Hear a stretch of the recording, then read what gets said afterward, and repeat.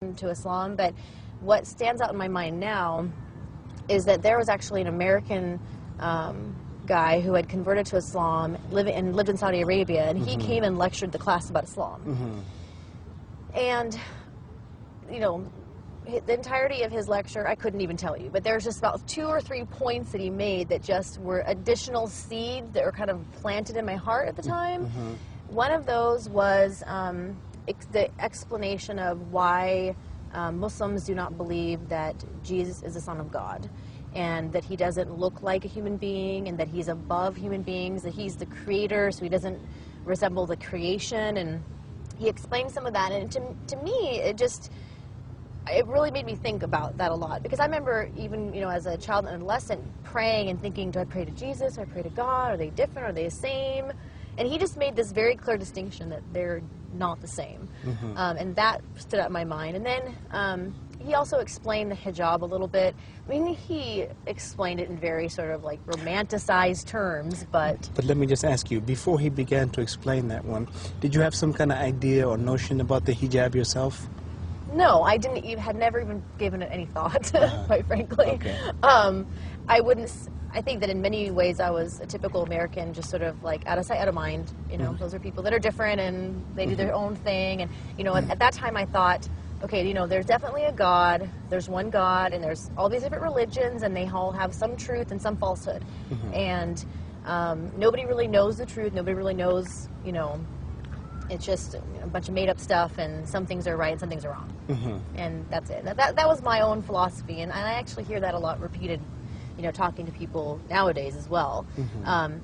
So, you know, in terms of, you know, the hijab, I didn't even know that word, and I honestly don't think he may have even used that. If he did, I don't remember. But he said, you know, it's not necessarily true, but it just made me start thinking about, you know, okay, just because I do something a certain way that's different than somebody else doesn't mean that I'm right and they're wrong, or vice versa.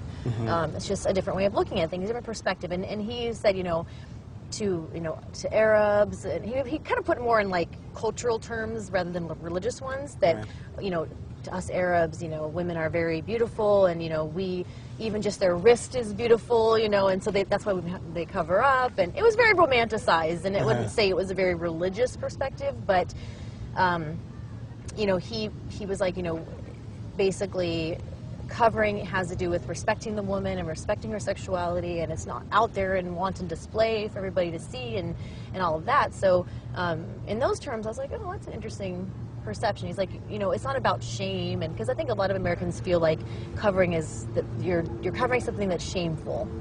You know, that sexuality is shameful. So the hijab specifically that he talked about in this lecture, you know, it wasn't in terms of hijab. It was much more of a cultural kind of interpretation of it, but it still was something that I thought about, you know.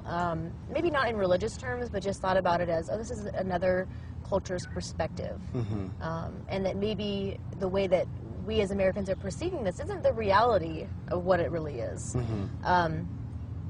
But, you know, again, it was a, you know, 1 quarter, 1 class, and I went on with my life, really. It wasn't until I was about 22 years old, so about 4 or 5 years later, I ended up meeting a bunch of students that were from Kuwait, and that is where I really started thinking about Islam. And I mean, what was it about meeting those students that got you really thinking about Islam? Well, you know, it's one thing to learn about Islam. No, I'm sorry, let me ask you another question. Okay. Where were you at in your life that when you met the students, something about them was able to really be a catalyst for you to really start thinking about Islam? I mean, what was your life like at 22? So at 22, I had graduated from college.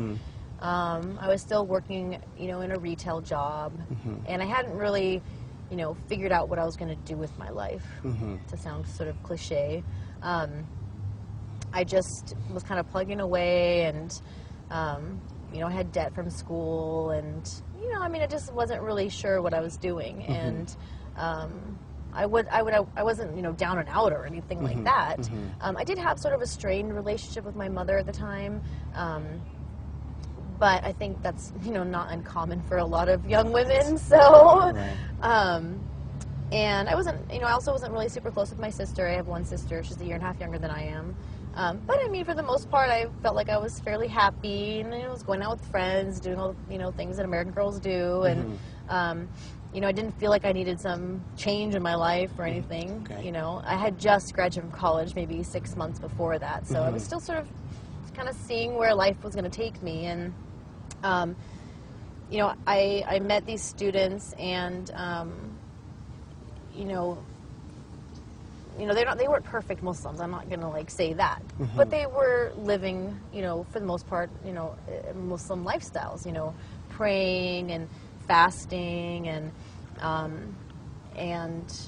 it you know, when someone's really practicing Islam, it's a lifestyle. It's not just a belief. I mean, you know that obviously. So you can't help but to notice those things and just see them. I mean, just from the smallest things, like, you know, anytime I would tell them, like, oh, this is, you know, nice car. Oh, say mashallah. You know, right? Some of those things, right? Or if I ask, oh, are we going to do this? Or can you help me with this? Inshallah, inshallah, right? Never a yes. Always inshallah. So those things, you know, those are the small examples. And then, you know, bigger examples, you know, there was a time when I really needed help financially, and, you know, one of them helped me to buy a car, you know, co-sign. I mean, this is someone I'm not even related to. I wasn't even Muslim at the time. I mean, he could have, you know, whatever. He just was helpful, and, you know, they would invite me and some of my friends over for dinner, and they'd have these big dinners, and just very, you know, family-oriented, and, you know, this sense of kind of community, and, you know, there was never a, you know, us versus them or anything like that. And just, I think also, you know, what's kind of struck me too was, you know, seeing them pray. There's just something so different than I'd never seen Muslims pray before, never, that I can remember. And to see, because they're mostly guy students, so to see these guys, men especially men, you know, it's like women, I think, you know, humbling yourself and submitting is more in tune, I think, a lot with the nature of being female. I mean, I think that's why you see this ratio of men to women converting in America. It's like for every one man, 4 women convert. I think that has a lot to do with, you know, women being just much more in tune and being a little bit more introspective and all of that. But, you know, to see these men who, you know, in my American eyes were like kind of macho or, you know, bowing down, I mean, that was just something that just, you know, psychologically speaking, definitely kind of rocked my world. Just to see that, you know, I mean, I never saw such kind of devotion, even going to church. And, you know, I mean, some people in my family are very religious Christians, and, you know, very, like my grandmother, she just takes it very seriously. That's my grandmother. You know, it's my grandfather wasn't very religious. My mother was more religious, my dad wasn't. So just to see these guys, you know, that were young, 20-somethings, they could have been out, you know, drinking and having fun, like, you know, American guys. But no, they weren't doing that. They were, you know, doing guy stuff, having fun and that, but at the same time, they're like going to the mosque every Friday. They're praying in communion, like at the house, and so I think that, you know, just knowing them and seeing Islam as a lifestyle made me really start thinking about, you know, what is Islam, and it wasn't until I mean, first, you know, it was knowing them, then. From knowing them and knowing about Islam, I started to defend Islam and defending Muslims. And defending against whom and what Just types like of statements? I mean, I had a lot of friends who just thought I was so crazy and stupid for being friends with these people. You know, and they would tease me and joke with me, and these were kind of like my fair weather friends, right? Yeah, right. The ones that we'd go out with and have fun with, but they weren't my, you know, real close friends. So, you know, they would say things just jokingly, or in my family too. I mean, they just thought it was crazy that I, you know, was friends